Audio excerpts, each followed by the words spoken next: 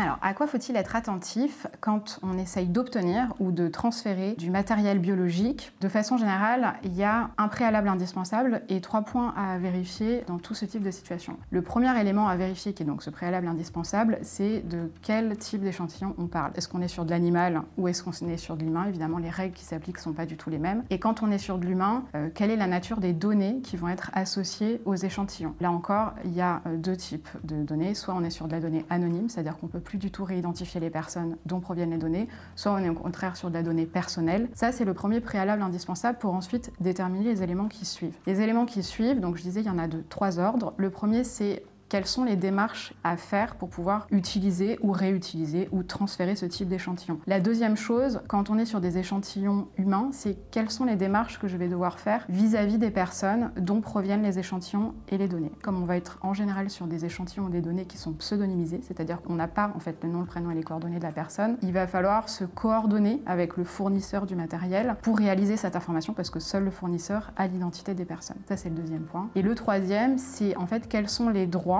et notamment les droits de propriété intellectuelle dont j'ai besoin sur ces échantillons pour pouvoir réaliser mon projet. Et deuxième aspect, quels seront et qui aura des droits sur les résultats des travaux qui seront réalisés avec le matériel. C'est une question importante à se poser, sachant qu'à ce sujet, il y a en fait une règle qui est importante, c'est un principe de non-patrimonialité des éléments du corps humain et de la même façon pour les données personnelles. Donc en fait, ça n'empêche pas ni d'utiliser ni même de valoriser les échantillons et les données, mais il faut prendre des précautions qui sont assez importantes pour s'assurer de ne pas risquer des sanctions, sachant que les sanctions, c'est soit de la nullité, soit même parfois des sanctions pénales. Donc voilà, c'est le genre de choses qu'on va traiter dans ce qu'on appelle un MTA, qui est la version, l'acronyme anglais de accord de transfert de matériel biologique.